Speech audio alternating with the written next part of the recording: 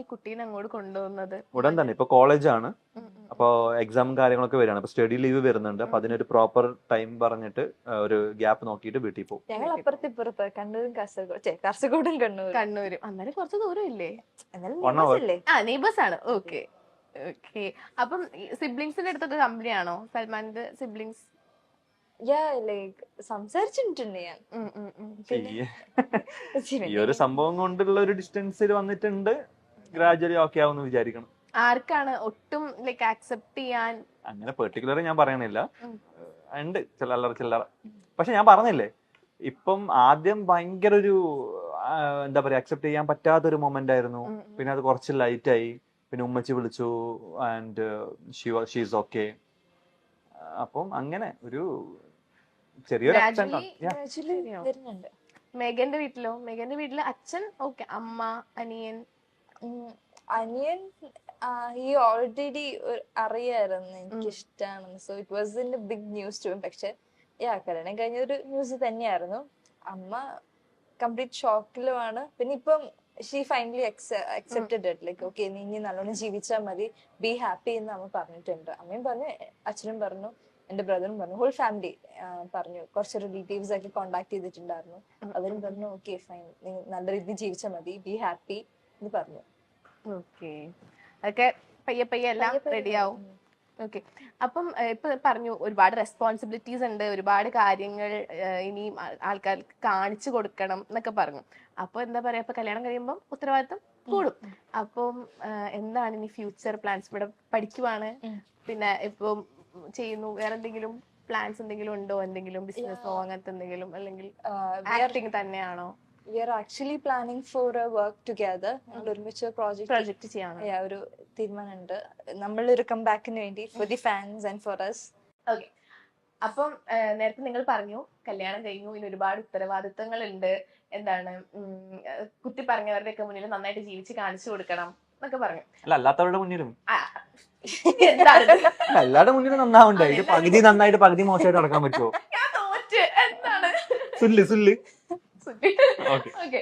അപ്പം എങ്ങോട്ട് പോയി മനസ്സിലായില്ല ഞാൻ എന്തായാലും പറഞ്ഞു. ഇല്ല, ഒന്നുകൂടി ഇപ്പം ഇത് ചിരി വരും. എന്താ പറയാ, എന്താണെങ്കിലും പറഞ്ഞു. നമ്മുടെ മുമ്പിൽ നന്നായിട്ട് ജീവിച്ച് കാണിക്കണ്ടേ? അല്ല, അവർ കണ്ടില്ലെങ്കിലും ജീവിക്കൂട്ടോ. നാരായണ സ്വാമി. നമ്മളിപ്പോ നന്നായിട്ട് ജീവിക്കുന്ന സമയത്ത് അവർ കണ്ണടച്ചിരിക്കുകയാണെങ്കിൽ ഞങ്ങൾ എന്ത് ചെയ്യും? അപ്പോഴും നമ്മൾ നന്നായിട്ട് ജീവിക്കൂലേ? പറയാ ശരിയാ, ചളി കണ്ടിട്ടല്ലേ വീണത്. കുട്ടിക്ക് അങ്ങനെ തന്നെ വേണം. അങ്ങനെ തന്നെ വേണോടി. അപ്പം ഇനി എന്താണ് നിങ്ങളുടെ ഫ്യൂച്ചർ പ്ലാൻസ്? എന്താ അതല്ല പറഞ്ഞ നന്നായിട്ട് ജീവിക്കണമെന്ന്. സിനിമയാണോ അങ്ങനത്തെ എന്തെങ്കിലുമൊക്കെ? സിനിമക്ക് പോകണമെന്നുണ്ടായിരുന്നു രാത്രി. അതെങ്ങനെ മനസ്സിലായി? ഞങ്ങളുടെ ഫ്യൂച്ചർ ഇപ്പൊ ഞങ്ങൾ സിനിമ പോകണമെന്നുള്ള പ്ലാൻ. നിങ്ങൾ 1 മണിക്കൂറും കൂടി ഇന്റർവ്യൂ, എന്റെ ബെസ്റ്റ് നിങ്ങൾ കളഞ്ഞത്. 1 മണിക്കൂറും കൂടി ഇന്റർവ്യൂ. നമുക്ക് ഒരുമിച്ച് സിനിമ പോവാം. നമുക്ക് ഒരുമിച്ച് സിനിമ പോവാം എല്ലാവർക്കും. ഇത് പറ എന്താണ് സിനിമയല്ല, സിനിമയാണോ ആഗ്രഹം ചേട്ടന്റെ? തീർച്ചയായിട്ടും സിനിമ തന്നെയാണ്. സിനിമ ആഗ്രഹത്തോടു കൂടി തന്നെയാണ് തുടങ്ങിയത്. പിന്നെ ആ സമയത്ത് കോവിഡും കാര്യങ്ങളൊക്കെ ആയിരുന്നു. അപ്പൊ സിനിമ ഷൂട്ടിംഗ് ഒക്കെ നിർത്തി വെച്ചിരിക്കുന്ന ടൈമും പിന്നെ ഏഷ്യാനെറ്റിൽ ഒരു ഓഫർ വന്നപ്പം വീട്ടില്, ഞാൻ എഞ്ചിനീയറിംഗ് കഴിഞ്ഞതാണ്, ഗ്രാജുവേറ്റഡ് ആയിരുന്നു. അപ്പൊ അതിന്റെ ഒരു ടെൻഷനും എക്സാമിന്റെ നന്നായിട്ട് പഠിക്കുമായിരുന്നു. ഒരു വീക്ക് മുന്നേ ഒക്കെ എന്റെ അടുത്ത് പറഞ്ഞതേ ഉള്ളൂ, എനിക്കറിയില്ല. ഒരു വീക്ക് മുന്നേ ഒക്കെ എല്ലാം അടച്ചു ഇരുന്ന് പഠിക്കുന്ന ബുജ്ജിയൊക്കെ. എനിക്ക് ചിന്തിക്കാനും പറ്റുന്നില്ല. അപ്പോ അങ്ങനെ ബുജ്ജികളൊക്കെ ഭയങ്കര ചളിയല്ലേ? സത്യം. പക്ഷെ ചളികളെല്ലാം ബുദ്ധിയല്ല. ഞാൻ ഒന്നും പറഞ്ഞില്ല. സോ അങ്ങനെ നന്നായിട്ട് പഠിച്ചിറങ്ങിയത് കൊണ്ട് ഈ ഫീൽഡിന്റെ ഒരു റിസ്ക് അറിയാലോ. അപ്പൊ അതിന്റെ ഒരു ടെൻഷൻ ഉണ്ടായിരുന്നു വീട്ടിൽ, ഉമ്മച്ചിക്കാണെങ്കിലും എല്ലാവർക്കും ആണെങ്കിലും. അപ്പൊ എനിക്കാണെങ്കിൽ ഇമ്മീഡിയറ്റ് ആയിട്ട് ഒരു വർക്ക് ചെയ്ത് കാണിക്കണം എന്നുള്ളത് കൊണ്ടും, പിന്നെ ആ സമയത്ത് സിനിമ സീരിയൽ അങ്ങനെ അധികം അറിയില്ലായിരുന്നു എനിക്ക്. ഞാൻ പറഞ്ഞില്ല, എന്റെ വെരി ഫസ്റ്റ് പ്രോജക്റ്റ് ആണ് ഏഷ്യാനെറ്റിൽ ചെയ്തത്. അപ്പോ പല ആൾക്കാരും എന്റെ അടുത്ത് പറയായിരുന്നു, സീരിയൽ ചെയ്താൽ പിന്നെ സിനിമ ചെയ്യാൻ പറ്റില്ല, ആൾക്കാർ വിളിക്കില്ല, അങ്ങനെ ഇങ്ങനെ അങ്ങനെ ഒരു ടോക്സ് ഉണ്ട്. അങ്ങനെ കേൾക്കുന്നില്ല. സീരിയലിന് വന്ന എത്രയോ ആൾക്കാർ സിനിമയിലുണ്ട്. ഇതൊക്കെ എങ്ങനെയാന്ന് വെച്ചാല് നമ്മൾ എങ്ങനെ ട്രൈ ചെയ്യുന്നുണ്ടാവും. നമ്മൾ എങ്ങനെ അതിനു വേണ്ടിട്ട് ഒന്നും നമുക്ക് വീട്ടിൽ കൊണ്ടുവന്ന് തരില്ല. അപ്പൊ എങ്ങനെ അത് ചെയ്യുന്നു, എങ്ങനെ നമ്മൾ അതിനു വേണ്ടി ട്രൈ ചെയ്യുന്നു. പിന്നെ ഒരു ഇതുവരെ ലക്ക് ഫാക്ടർ തീർച്ചയായിട്ടും ഉണ്ട്. കാരണം കഴിവുള്ള എത്രയോ ആൾക്കാർ എത്താത്തതും ഉണ്ട്, കഴിവില്ലാത്ത എത്രയോ ആൾക്കാർ എത്തിയതും ഉണ്ട്. അപ്പൊ ഇതൊക്കെ ലക്ക് ഫാക്ടർ അത്രയും ഉണ്ട്. പക്ഷെ മനസ്സിലെ സിനിമ തന്നെയായിരുന്നു. പിന്നെ ഞാൻ ആ പറഞ്ഞതുപോലെ വീട്ടിലൊരു പ്രഷറും കാര്യങ്ങളൊക്കെ ഉള്ളതുകൊണ്ട് എങ്ങനെയെങ്കിലും വർക്ക് ചെയ്യണമെന്ന് അറിഞ്ഞിട്ടാണ് ഞാൻ സീരിയൽ തുടങ്ങുന്നത്. പക്ഷെ തുടങ്ങിയപ്പം എനിക്ക് ആ ഫീൽഡും കാര്യങ്ങളൊക്കെ ഭയങ്കര ഇഷ്ടമായി. ബീങ് ആൻ ആർട്ടിസ്റ്റ്, അതിപ്പോൾ സിനിമയായാലും സീരിയലായാലും നമ്മൾ അതിനോട് എത്രത്തോളം പിന്നെ ഗുഡ് ആവുന്നുവോ അതും അത്രത്തോളം നമ്മളടുത്തും ഗുഡ് ആയിരിക്കും എന്ന് മനസ്സിലായി. പിന്നെ സത്യം പറഞ്ഞാൽ തുടങ്ങിയതൊക്കെ എന്താ പറയാ, ഒരു ഭയങ്കര ഡ്രീം വെച്ചിട്ടോ ഒരു കലാകാരനാണോ അല്ലെങ്കിൽ ആർട്ടിസ്റ്റിനോടുള്ള സ്നേഹ സിനിമ അങ്ങനത്തെ ഒന്നും അല്ല കേട്ടോ. ജസ്റ്റ് വാണ്ടഡ് ടു ട്രൈ, അല്ലെങ്കിൽ മണി, ഫെയിം, റെസ്പെക്ട്, ഇത് കണ്ടിട്ട് തന്നെ വന്നതാണ്. ചുമ്മാ ഒന്ന് നോക്കണം പോണം അത്രേ വിചാരിച്ചുള്ളൂ. പക്ഷെ വന്നപ്പം ഒരുപാട് ആൾക്കാർ അതിന് വേണ്ടിയിട്ട് ട്രൈ ചെയ്യുന്നത് കണ്ടപ്പോൾ ഓഡീഷൻസിന് പോകുമായിരുന്നു. അപ്പൊ ഓഡീഷൻസിന് പോകുന്ന സമയത്ത് ഞാൻ ആദ്യമായിട്ടാണ് പോകുന്നത്. ഞാൻ അവിടെ ചെന്ന് ഒരാളെ പരിചയപ്പെടുന്ന സമയത്ത് ചില ആൾക്കാരൊക്കെ വർഷങ്ങളോളം ട്രൈ ചെയ്യുന്ന ആൾക്കാർ, 5-6 വർഷം ട്രൈ ചെയ്യുന്ന ആൾക്കാർ, ഇങ്ങനൊക്കെ ഉണ്ടപ്പോഴാണ് ഞാൻ മനസ്സിലാക്കുന്നത് എന്തോ ഒരു വലിയൊരു ഉത്തരവാദിത്തപ്പെട്ട ഒരു സംഭവമാണ് ഞാൻ ചെയ്യാൻ പോകുന്നത്. ഒരുപാട് ആൾക്കാർ സ്വപ്നം കാണുന്ന സാധനമാണ് ഞാൻ ചെയ്യാൻ പോകുന്നത് എന്ന് അപ്പോഴാണ് മനസ്സിലാവുന്നത്. അപ്പോഴാണ് സീരിയസ് ആവുന്നതും ട്രൈ ചെയ്യുന്നതും. പിന്നെ കിട്ടിയപ്പം കമ്മിറ്റ്മെന്റ്സ് ആയി. കാരണം ആദ്യം വിളിച്ച ആള് പിന്നെ വിളിക്കും. കാരണം ആദ്യം ഞാൻ പ്രൊജക്ട് ടീം ഉണ്ടായ ടീമാണ് മിഡിരണ്ടിലേക്ക് എന്നെ വിളിച്ചത്. അപ്പൊ നമുക്ക് അവരുടെ അടുത്ത് നോ പറയാൻ പറ്റില്ല. കാരണം നമ്മളെ കൊണ്ടുവന്ന ആളല്ലേ. ആ ഒരു റെസ്പോൺസിബിലിറ്റി, ആ ഒരു സ്നേഹത്തോടെ നമ്മൾ ചെയ്യും. അപ്പൊ ഇങ്ങനെ ഉത്തരവാദിത്തങ്ങളും നമ്മൾ വന്ന ഒരു വഴി മറക്കരുത് എന്നൊക്കെ വിചാരിച്ച് അതിൽ തന്നെ ആയി. അപ്പൊ അങ്ങനെ അതിൽ തന്നെ ഒരു ചെയിനായി. പിന്നെ ചെയ്തുകൊണ്ട് ഇരിക്കുമ്പോഴാണ് ഞാനത് എൻജോയ് ചെയ്തുകൊണ്ട് പോകുന്നത്. അപ്പൊ അങ്ങനെ പോകുന്നു. അപ്പൊ സിനിമ തന്നെയാണ് മനസ്സിലുള്ളത്. സിനിമ ചെയ്യും, ഇൻഷാ അല്ലാഹ് ചെയ്യണം, ഭയങ്കര ആഗ്രഹമുണ്ട്. നോക്കാം. ഓക്കെ, എന്താണ് അവിടെ എന്താ പരിപാടി? പറയുമ്പോ കേക്കുമായിരുന്നു. പഠിക്കുവാണ്. ഇനി എന്താണ്, സീരിയൽ തന്നെയാണോ? എന്താണ് ഭാവി പരിപാടികൾ? പഠിത്തം കണ്ടിന്യൂ ചെയ്യും, ഡിഗ്രി അത് ആ വഴിക്ക് അങ്ങ് പോവും. പിന്നെ പ്രോജക്റ്റ് വന്ന് ചെയ്യും. ഇനി ഒരുമിച്ച് നമുക്ക് ചെയ്യാൻ പറ്റിയെങ്കിൽ അത്രയും സന്തോഷം. ഒന്ന് ചെയ്യണം അല്ലേ? അതെ, കാരണം ചെയ്യണം. ഞങ്ങൾ പറഞ്ഞല്ലോ, ഞങ്ങൾ കഴിഞ്ഞൊരു പ്രൊജക്ട് ചെയ്തിട്ടുണ്ടെങ്കിലും അതിൽ Pair ലീഡ് ആയിട്ട് ആയിരുന്നില്ല. ചെയ്തിട്ടില്ല. ലീഡായിരുന്നു, പെയർ ആയിരുന്നില്ല. അപ്പോ ഈ ഒരു നോട്ടം കൊണ്ടും ഒരു പേരായിരുന്നു, പക്ഷെ റൊമാൻറ്റിക് പേര അല്ലായിരുന്നു. പക്ഷെ പേരായിരുന്നു. അങ്ങനെ എന്തൊക്കെയോ ആണ്, ഞങ്ങൾക്ക് അത് കംപ്ലീറ്റ് ചെയ്യാൻ പറ്റിയില്ല. അപ്പൊ എന്നിട്ട് പോലും ഇത്രയും അക്സെപ്റ്റൻസും സ്നേഹവും കിട്ടിയിട്ടുണ്ടെങ്കിൽ ഒരു മെയിൻ ലീഡായിട്ട് അല്ലെങ്കിൽ കറക്റ്റ് പെയറായിട്ട് ചെയ്യുമ്പോൾ എങ്ങനെയായിരിക്കും എന്ന് അറിയാൻ ഞങ്ങൾക്കും അത്ര തന്നെ ആഗ്രഹങ്ങളുണ്ട്. അപ്പൊ ഒരുപാട് ആൾക്കാർ ഇപ്പൊ പറയുന്നുണ്ട് ഒന്ന് ഒരുമിച്ച് ചെയ്യോ എന്നൊക്കെ ചോദിക്കുന്നുണ്ട്. തീർച്ചയായിട്ടും അങ്ങനെ ഒരു അവസരം വന്നാൽ ഉറപ്പായിട്ടും ചെയ്യും.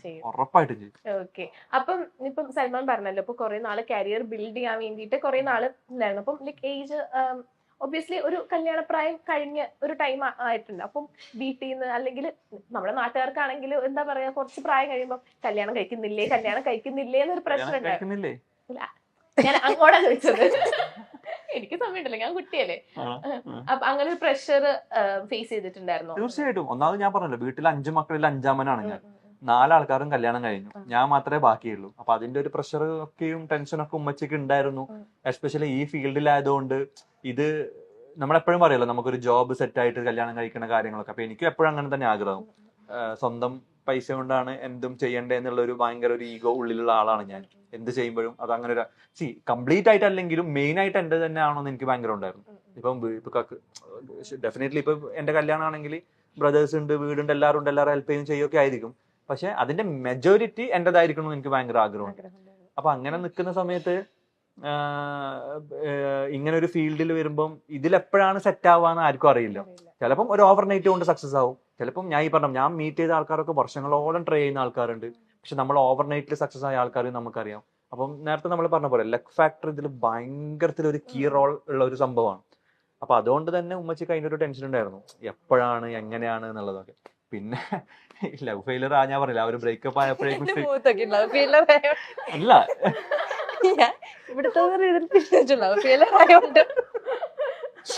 ഓക്കെ, ആ ബ്രേക്കപ്പും കാര്യങ്ങളൊക്കെ ആയപ്പോഴേക്കും പിന്നെ എന്റെ പ്ലാൻസ് ഒക്കെ മാറി. പിന്നെ ഭയങ്കരത്തിൽ പറ്റാണ്ടായി, അങ്ങനെ ഒരു ലൈഫിനെ കുറിച്ച് ചിന്തിക്കാൻ പറ്റാണ്ടായി. പിന്നെ സിഗ്മയായി, മണി മേക്കിംഗ്, ട്രാവലിംഗ്, ട്രിപ്പിംഗ്, അങ്ങനത്തെ ഒരു വൈബിലേക്കായി. ഇപ്പൊ മേഘ പ്രപ്പോസ് ചെയ്യണതിന് മുന്നേ ഇപ്പൊ വേറെ ലൈക്ക് എന്തെങ്കിലും അറേഞ്ച് മാരേജ് പ്രപ്പോസൽസ് വരികയാണ്, ഫാമിലിക്ക് ഓക്കെ ആണ്, അങ്ങനത്തെ ഒരു കണ്ണുർത്തി കാണിക്കണം അങ്ങനത്തെ ഒരു പ്രപ്പോസൽ വരുവായിരുന്നെങ്കിൽ അത് നോക്കുമായിരുന്നോ? ഇല്ല, അങ്ങനെ വന്നിട്ടുണ്ടായിരുന്നു. ആക്ച്വലി ഞാൻ ഉമ്മാനോട് പറഞ്ഞതാണ്, ഞാൻ ഇപ്പോഴൊന്നും കല്യാണം കഴിക്കണില്ല എന്നൊക്കെ പറഞ്ഞിട്ട് അടികൂടിയിട്ടുള്ള ഒരു സംഭവങ്ങളൊക്കെ ഉണ്ടായിട്ടുണ്ട്. ഞാൻ സത്യം പറഞ്ഞെങ്കിൽ വീട്ടില് പോകാത്ത സിറ്റുവേഷൻസ് ഒക്കെ ഉണ്ടായിട്ടുണ്ടായിരുന്നു. കാരണം ഉമ്മച്ചി ഫോം വിളിച്ചിട്ട് പറയുമ്പോഴാണെങ്കിൽ നോർമൽ ടോക്സ് ഒക്കെ ആയിരിക്കും. സുഖവിവരങ്ങൾ അന്വേഷിച്ച് കഴിഞ്ഞാല് പിന്നെ നൈസായിട്ട് ഉമ്മച്ചി ചോദിക്കും കല്യാണ കാര്യം വരുമ്പോ എന്തെങ്കിലുമൊക്കെ തിരക്കെന്ന് പറഞ്ഞാൽ പിന്നെ വിളിക്കാന്ന് പറഞ്ഞ് വെക്കും. പക്ഷെ വീട്ടിൽ പോയി കഴിഞ്ഞാൽ ഫേസ് ടു ഫേസ് സംസാരിക്കുമ്പോൾ ഇറങ്ങി ഓടാൻ പറ്റില്ലല്ലോ, സ്വന്തം വീടല്ലേ. അപ്പോ ഇങ്ങനത്തെ ഒരു ടോക്സ് വരുന്നോണ്ട് ഞാൻ വീട്ടിൽ പോക്ക് ഭയങ്കര റയർ ആയിട്ടുണ്ടായിരുന്നു. ജസ്റ്റ് പോകും, ഉമ്മച്ചിനെ കാണുന്നു, ഒരു ദിവസം 2 ദിവസം ഉമ്മച്ചിനെ കൂടെ നിന്ന് ചില്ലേരും, ഉമ്മച്ചിനെ ഒന്ന് പുറത്ത് കൊണ്ട് ഉമ്മച്ചിന്റെ ഫുഡ് അടിച്ചിട്ട് അപ്പൊ തന്നെ പോകും. അങ്ങനെ കാരണം ഒരു 2 ദിവസത്തിൽ കൂടുതൽ നിന്നിട്ട് പിന്നെയുള്ള ടോക്സ് പിന്നെ ഇതായിരിക്കും. അപ്പൊ പിന്നെ ഉമ്മച്ചിന്റെ അടുത്ത് വെറുതെ അങ്ങോട്ടും ഇങ്ങോട്ടും സംസാരം പറഞ്ഞ് എന്തെങ്കിലുമൊക്കെ അലമ്പാകുന്നതിന് മുമ്പേ നല്ലൊരു ഹാപ്പി എൻഡിങ് ആയിട്ട് വീട്ടിൽ നിന്ന് ഇറങ്ങും. അങ്ങനെയൊക്കെ ഉണ്ടായിട്ടുണ്ട്. ഓക്കെ, നമ്മളിപ്പോ ഒരുപാട് വിശേഷങ്ങളൊക്കെ പറഞ്ഞു, ഒത്തിരി കാര്യങ്ങൾ പറഞ്ഞു. കുറച്ച് ലെങ്തി ഇന്റർവ്യൂ എന്ന് തോന്നുന്നുണ്ട്, എന്നാലും കുഴപ്പമില്ല. പക്ഷെ ഒരുപാട് നിങ്ങളെ പറ്റി ഒരുപാട് കാര്യങ്ങൾ അറിയാനൊക്കെ പറ്റി. ഇപ്പൊ പുതിയ നവദമ്പതികളാണ്. അപ്പൊ നിങ്ങളുടെ പേരൻസ് ഇത് ചിലപ്പോൾ ഈ വീഡിയോ കാണുമായിരിക്കും, പിന്നെ നിങ്ങൾക്ക് ഇതിന്റെ നെഗറ്റീവ് കമന്റ്സ് ഇട്ടവർ ഈ വീഡിയോ കാണുമായിരിക്കും. അപ്പൊ അവരോടൊക്കെ നിങ്ങൾക്ക് എന്താ പറയുള്ളത്? ഇവിടെ നോക്കി പറയാം. What is this man? ഞാൻ ചൂസ് ചെയ്ത ആള് ശരിയാണെന്ന് നിങ്ങൾക്ക് ഒരു ദിവസം മനസ്സിലാവുന്ന ദിവസം എന്താണ് അന്ന് ഞങ്ങളടുത്ത് ടൈം സ്പെൻഡ് ചെയ്യണം, സംസാരിക്കാനുണ്ട്. എന്നാലും യാ അങ്ങനെ ബാക്കി അതുപോലെ തന്നെ എനിക്കും പറയാനുള്ളത്, ഞങ്ങള് ഡിസൈഡ് ചെയ്തു, ഞങ്ങൾ ഒരുമിച്ചായി. അപ്പോ എന്ത് പറഞ്ഞാലും നിങ്ങളില്ലാത്തത് ഒരു ഇൻകംപ്ലീറ്റ് തന്നെയാണ്. ഫാമിലി. അപ്പൊ നിങ്ങള് ഇപ്പൊ ഓക്കെ ആയിട്ടുണ്ട്. ഞാനിത് പറയുമ്പോ ഭയങ്കര സീരിയസ് ആയിട്ട് ഫാമിലി ഒന്നും ഇല്ലേന്നൊന്നും ചിന്തിക്കരുത്. എല്ലാവരും ഉണ്ട്, എല്ലാവരും കൂടെ ഉണ്ട്. എന്നാലും ഒന്നും കൂടി എന്താ പറയാ, ഒന്നും കൂടി ഇൻവോൾവ് ആയിട്ട് കിട്ടിയാല് ഭയങ്കര അടിപൊളിയായിരിക്കും. നിങ്ങൾ ഇപ്പൊ ഉള്ളതിനേക്കാളും കൂടുതൽ സ്നേഹം തന്നിട്ട് കൂടെ ഉണ്ടെങ്കിൽ ഇനിയും അടിപൊളിയായിരിക്കും. പിന്നെ നെഗറ്റീവ് കമന്റ് പറയുന്ന ആൾക്കാരുടെ പ്രത്യേകിച്ചൊന്നും പറയാനില്ല. നമുക്ക് പറഞ്ഞു പ്രൂവ് ചെയ്യാൻ പറ്റില്ല. Show you guys. അപ്പം ഒരുപാട് വിശേഷങ്ങളൊക്കെ പറഞ്ഞു, എല്ലാ കാര്യങ്ങളൊക്കെ പറഞ്ഞു. എങ്ങനെ ഉണ്ടായിരുന്നു ഇന്റർവ്യൂ? ഞാൻ ബോർ അടിപ്പിച്ചോ? നിങ്ങൾ രണ്ടുപേരും കൂടെ ഉള്ള ആദ്യത്തെ ഇന്റർവ്യൂ അല്ലേ? സത്യം പറ, എന്താണ്? ഞങ്ങള് കൊള്ളായിരുന്നു പതിവ് പോലെ. എന്റെ പെർഫോമൻസ് ഗംഭീരം. ഞങ്ങൾ കൊള്ളായിരുന്നു. പിന്നെ ഒപ്പിച്ച് ഭയങ്കര വലിയ കുഴപ്പമുണ്ടാവുന്നില്ലേ? നമ്മൾ അത്രയൊന്നും ആയില്ല, എന്നാലും പാവല്ലേ, ജീവിച്ചു പോകും. ഇനിയിപ്പോ നല്ലത് പറഞ്ഞാൽ മാത്രമേ 2 ബസ്സാണ് പോയത്, അതൊക്കെ നിങ്ങൾ മനസ്സിലാക്കണം. ഇനിയിപ്പോ നല്ലത് പറഞ്ഞാൽ മാത്രം അത് സത്യാവുന്നുണ്ടോ? അടിപൊളിയായിരുന്നു, പൊളിയായിരുന്നു, സൂപ്പർ ആയിരുന്നു. ഞങ്ങളെ കൊണ്ട് നിർബന്ധിച്ച് പറയിപ്പിച്ചാണ് ഗൈസ്. എന്താണ് കൊച്ചി ഭാഷയൊക്കെ വന്നിട്ടില്ല. ഞാൻ ഫുൾ മിക്സ്ഡ് ആണ്. കേരളത്തിൽ അങ്ങോളം ഇങ്ങോളം ഞാൻ മിക്സ് ചെയ്ത് സംസാരിക്കും. കാസർഗോഡത്തെ ഞാൻ ട്രിവാൻഡ്രത്ത് വന്ന് താമസിക്കുമ്പോ ട്രാവൽ ചെയ്യുമ്പോ കാറ്റടിക്കൂലേ. കാസർഗോഡ് ഭാഷ ഒന്ന് കേൾക്കണം. നിങ്ങൾ രണ്ടാളും കാസർഗോഡില് ഒന്ന് പ്രപ്പോസ് ചെയ്യും. ഇത് കാസർഗോഡിലും ഇത് കണ്ണൂരിലും. എനിക്ക് കണ്ണൂർ വരില്ല, എനിക്ക് മലയാളി പറയാൻ അറിയില്ല. മലയാളി അല്ലേ? മലയാളിയാണ്. ബംഗാളിയാ. വീട്ടിലോടല്ലോടോ നീ പറഞ്ഞ. അതായത് കാസർഗോഡ് ഭാഷയിലും എന്തെങ്കിലും പറ.